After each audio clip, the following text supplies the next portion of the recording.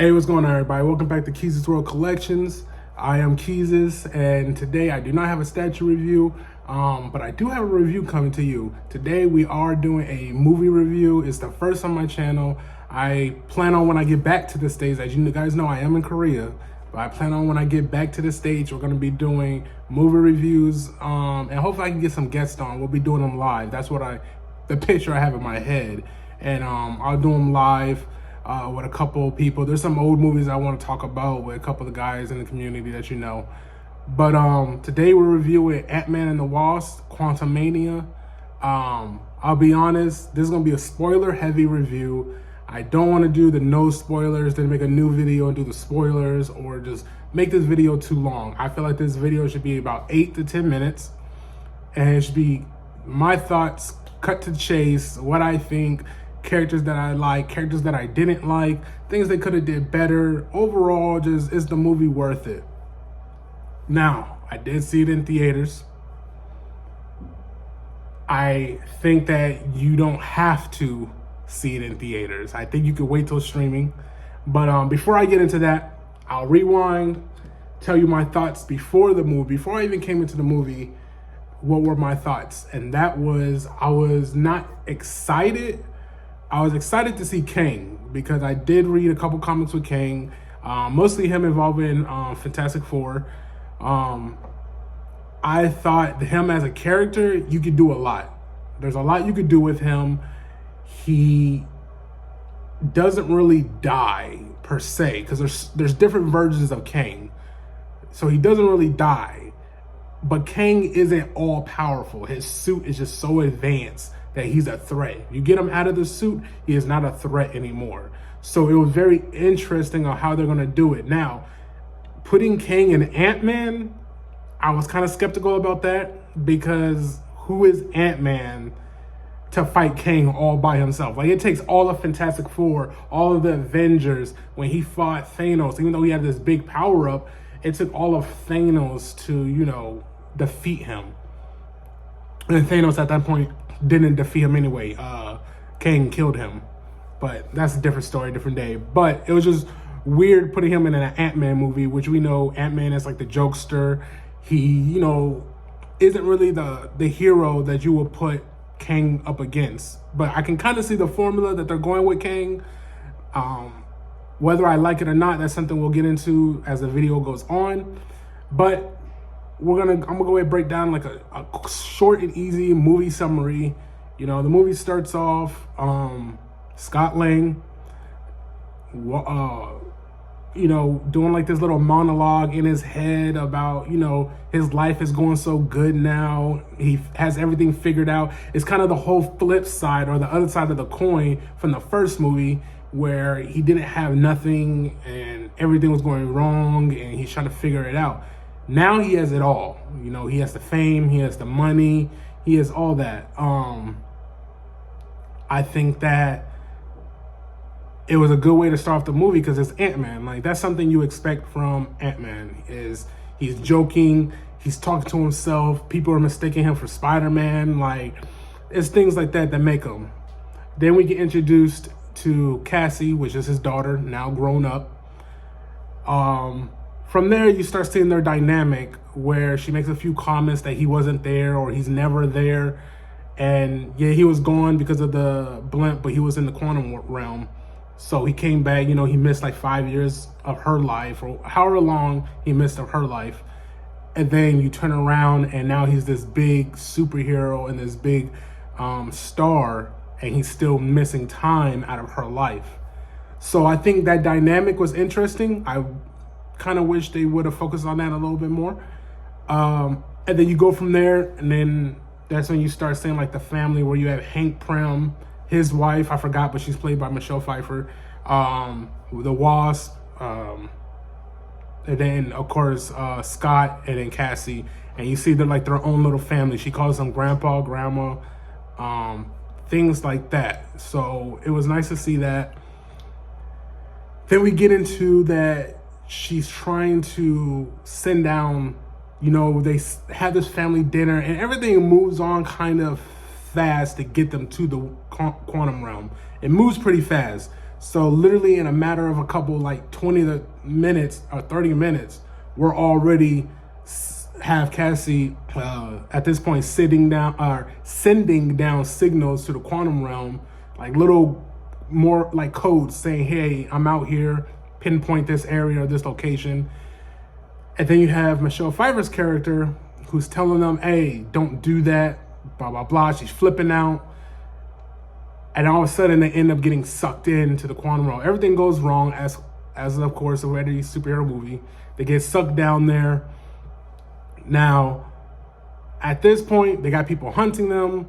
Michelle Pfeiffer's not really disclosing all the information. Scott Lang and Cassie are split up from the other three. So Scott and Cassie kind of have it worse. They're going through a bunch of stuff. They're basically going straight for it to Kang, while Michelle Pfeiffer is kind of going around them with the Wasp and Hank Pym. That she's kind of going around trying to avoid him, but she's not disclosing everything. And to sum it all up, because I don't want to make this too long, but because I really want to get to my thoughts. To sum it all up, they all meet back together. Of course, you find Kang. He's the big bad. They fight it out. Kang loses. You get introduced to MODOK. That's before he loses, of course. But you get introduced to MODOK. Scott and Cassie meet Kang. And then, of course, they come.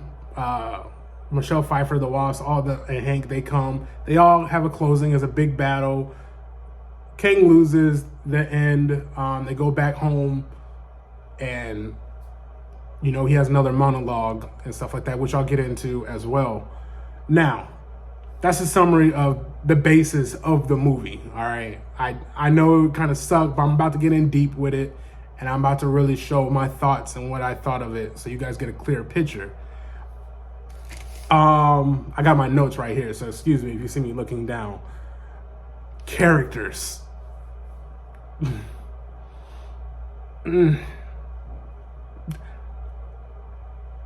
Scott Lang,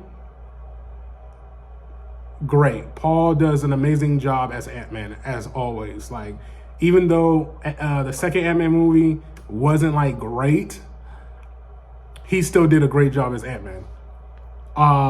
Jonathan Majors did amazing again as Kang. He played in Loki as a different version, but that character was really good. Then he played this Kang the Conqueror, which I don't really think is Kang the Conqueror, like the official one, but he still did really good in that role, and especially the material they gave him, because I'm gonna be honest, the material was kind of like shit, but he still played it right. I'm gonna go ahead and say right out the gate, Cassie was annoying as shit. She was annoying. There is literally like no scene of hers that I was like, oh, I finally get this character. I don't know if it was just the actor or what, but I just didn't like her character. The Wasp, I forgot who she's played by, is on like right in my head. I totally forgot. But y'all know who the Wasp is. It shouldn't have been called Ant-Man and the Wasp. She did nothing in this movie. Like literally nothing. Nothing. And the only person who did less than her is Hank Pym. They did my boy wrong. Like, they were so bland from the first Ant-Man and even the second Ant-Man. They were so bland as characters. It's like they just shoehorned them in the movie. That's how bland they were. Michelle Pfeiffer, her character, I forgot her character's name, I'll be honest, but she did amazing. She looked great. She acted great. She had a few action scenes in there. Probably was a stunt double, but it all looked great. God, Cassie was annoying. I'll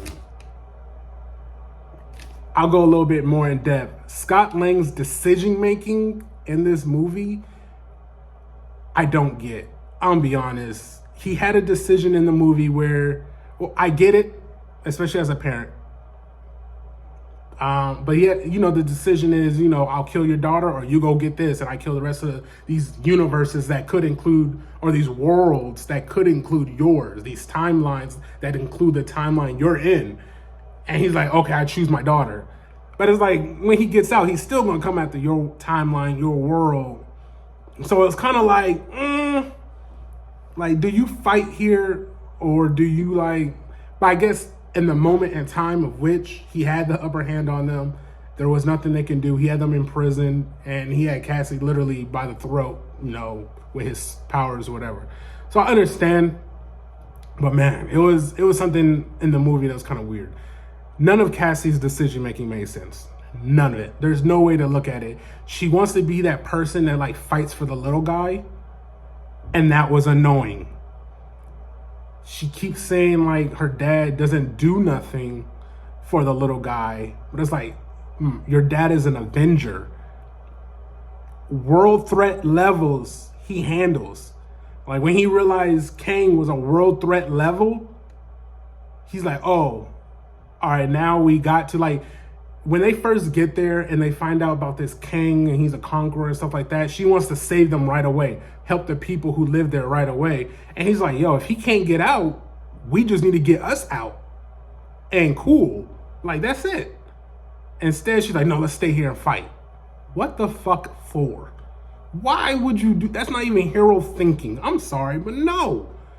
But then when Kang got his little, basically his engine to his ship, when he got it back, then Scott's like, okay, I have to beat him now because I can't let him out. He is a world, now I know he's a world or universe threat. I can't let him out. So let me not get him out. And I think that was the basis of the level, like an Avenger level threat. Like all the Avengers fight like a certain level. They don't fight, you know, shit that's not their own and worry about other stuff, at least in the movies, you know.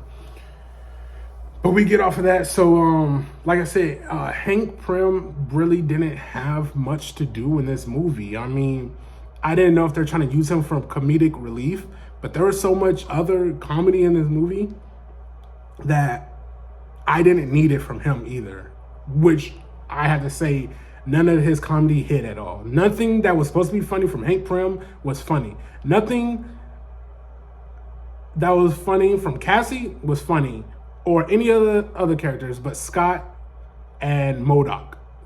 Those two, I only got 2 laughs or 1 laugh from them both, and it came at the same time. And it was when MODOK died, and he was like, oh, I'm an Avenger now, or I could die as an Avenger. That's the only time I let out an actual laugh, like a chuckle, because I was like, oh, that was actually funny. Everything else felt so shoehorned in. It felt like there is times where Kang is on the screen and you're supposed to get this feeling of Kang that, oh, he's not playing around. Like, he will kill them. And that's the performance Jonathan Majors was giving, was like, hey, I'll kill these people. I already killed Avengers before. I don't care. And he said, I killed the one with the hammer. We all know who that is. That's a god. So he's like, oh, I killed him before. I can kill you. And then you got MODOK in the back making a joke.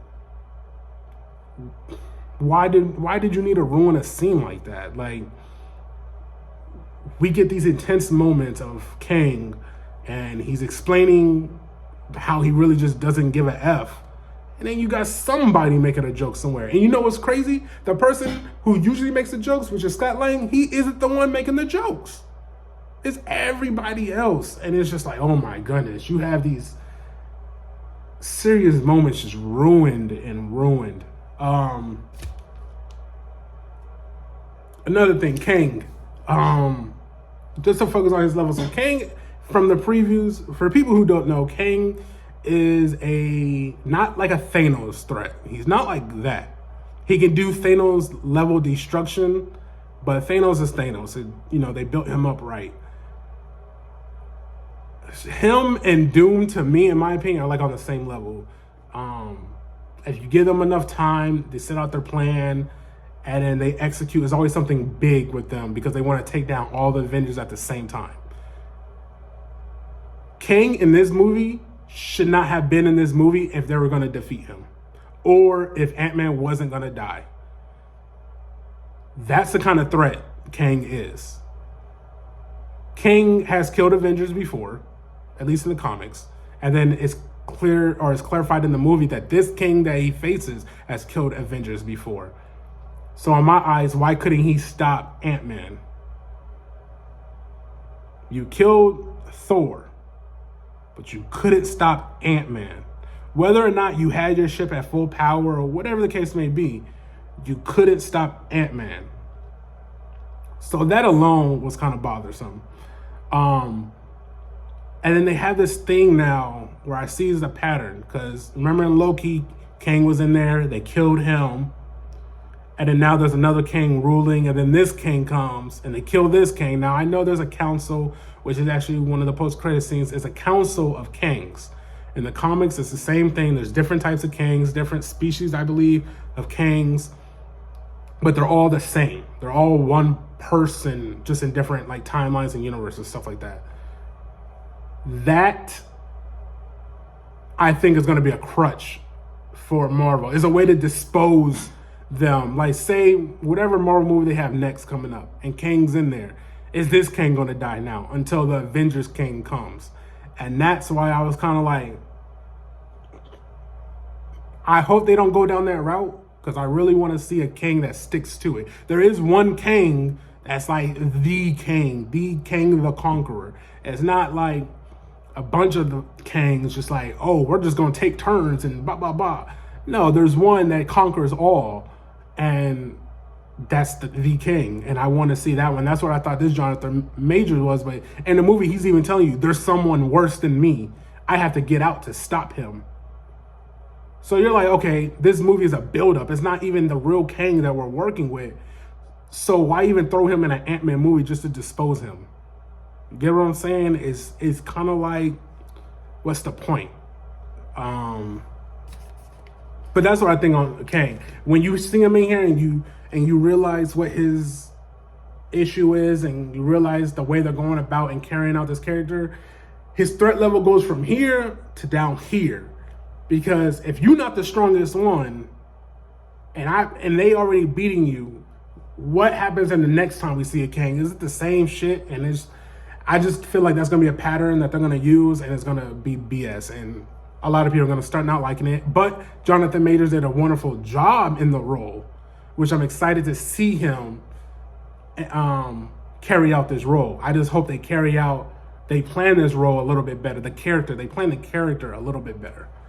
The plot, it was a lot of holes in the plot. Michelle Pfeiffer explained to everybody, well, at least to Wasp and Hank, that Kang had advanced technology that no one has ever seen before on Earth or even in the universe. So why, when his battery from his ship went out, he had nothing to charge that shit? Why is his technology so advanced he didn't know how to charge his goddamn thing, and he needed help? And not only did he need help, he needed the Prem particles to help. How advanced is that Earth, the 616 Earth, or whichever Earth they're in, compared to wherever he came from? It just don't make sense. It really just doesn't make sense. And that's the frustrating part about this movie. There's a lot of things going down to the battles. Like it was a lot. It was a lot. So there's ants that followed them in there that got sucked into, and time moved differently for the ants compared to them. The ants were in there for thousands of years, right? They were only in there for a couple of days, if that. And that's why I was like, so why didn't it move 1,000 years for you, but for the ants? And they were in enough distance where they could walk to you.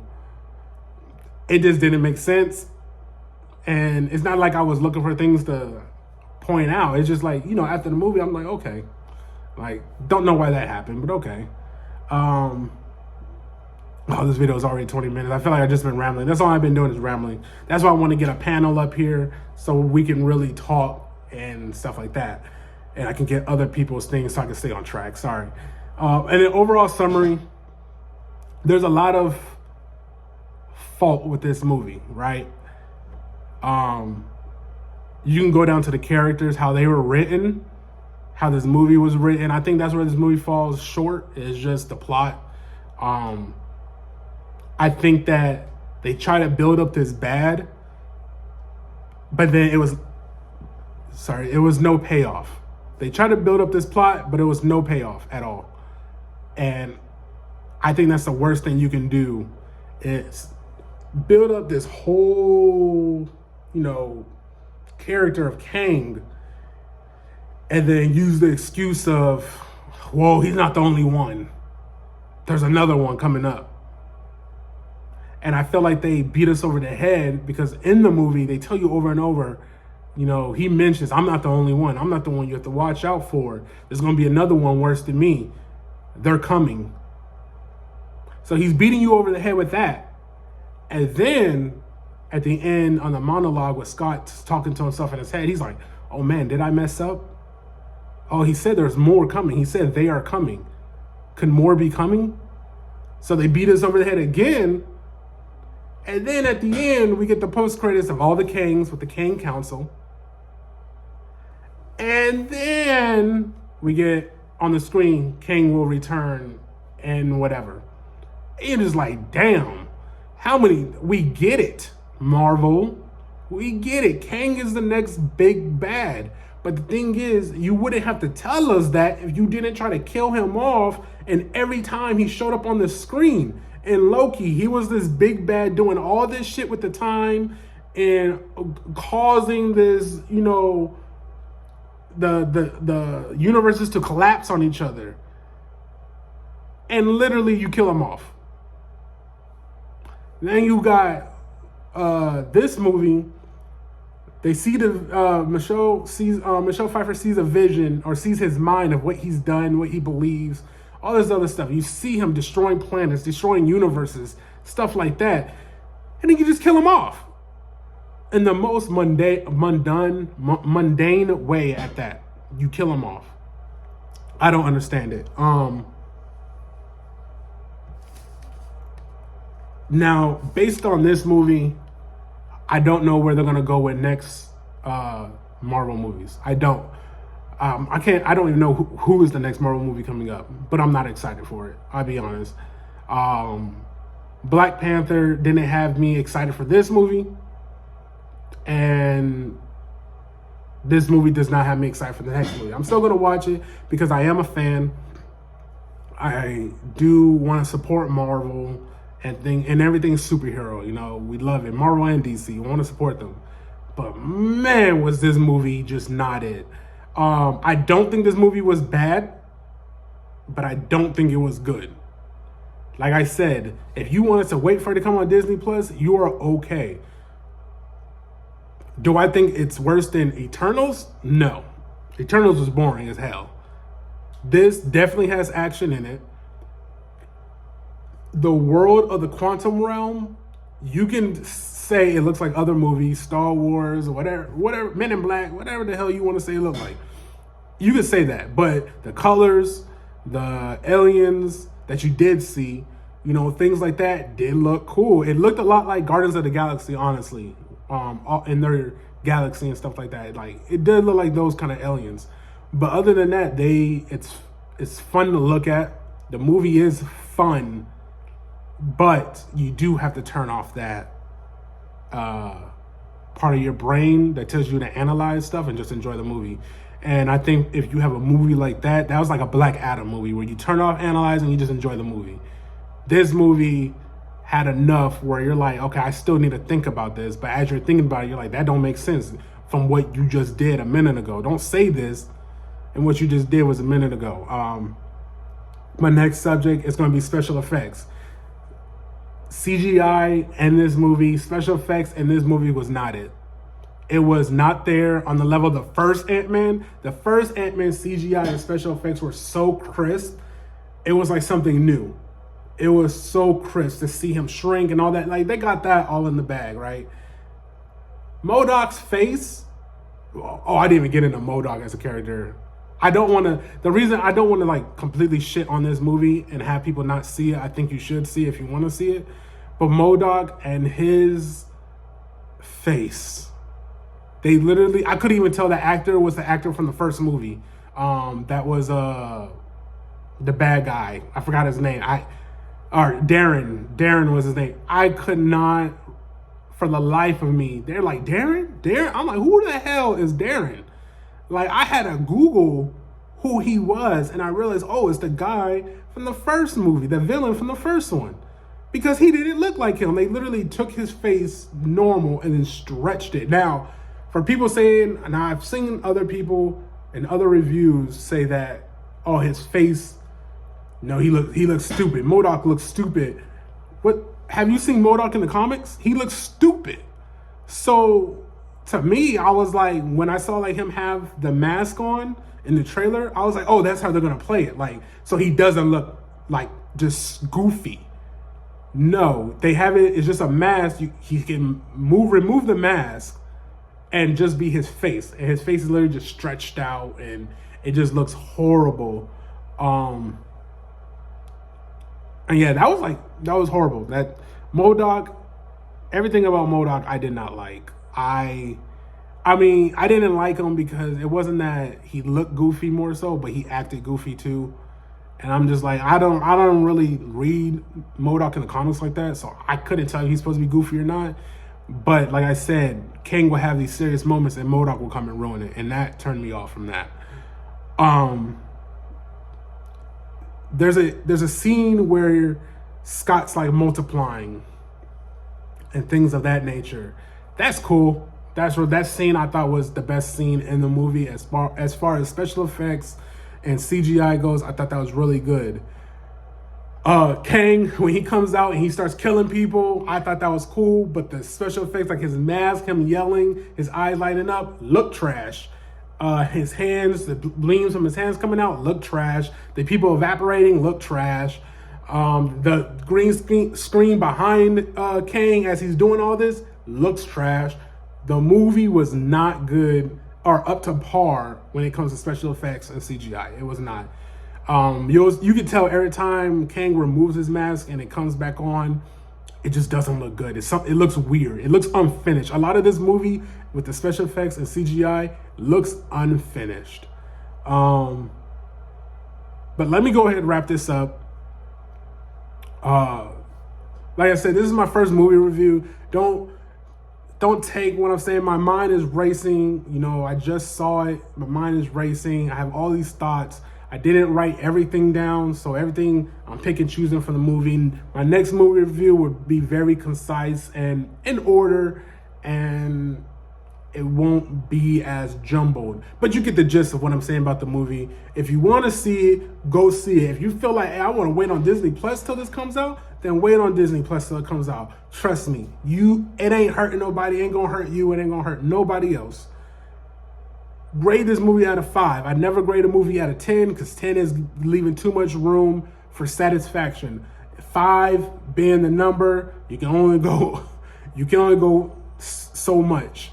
I'm giving this movie a 2.5, out of 5. You can take that for what it is. It's what I think. 2.5 out of 5. Actually, I won't even do halves. I'll just say a 2. I'll keep it a whole numbers. A 2 out of 5. And like I said, the movie was okay. Wasn't bad. If you guys want me to compare it to the Thor Love and Thunder, it's way better than Thor Love and Thunder. I almost walked out of my room when I watched Thor Love and Thunder because I was watching it on Disney Plus. That's how bad that one was. So me telling you about this one and I stayed in the theater, it's not that bad, but it has its bad points in it. But other than that, make sure you guys like, comment, subscribe. I will be returning back home in June sometime, so I have a couple more months here, and then you guys will see me. I have new statues to unbox. I'm working on paying off some right now. It's nice getting back with you guys, having a talk. Make sure you guys comment down below on what you thought of the movie, and remember, make sure you like, comment, subscribe. Peace.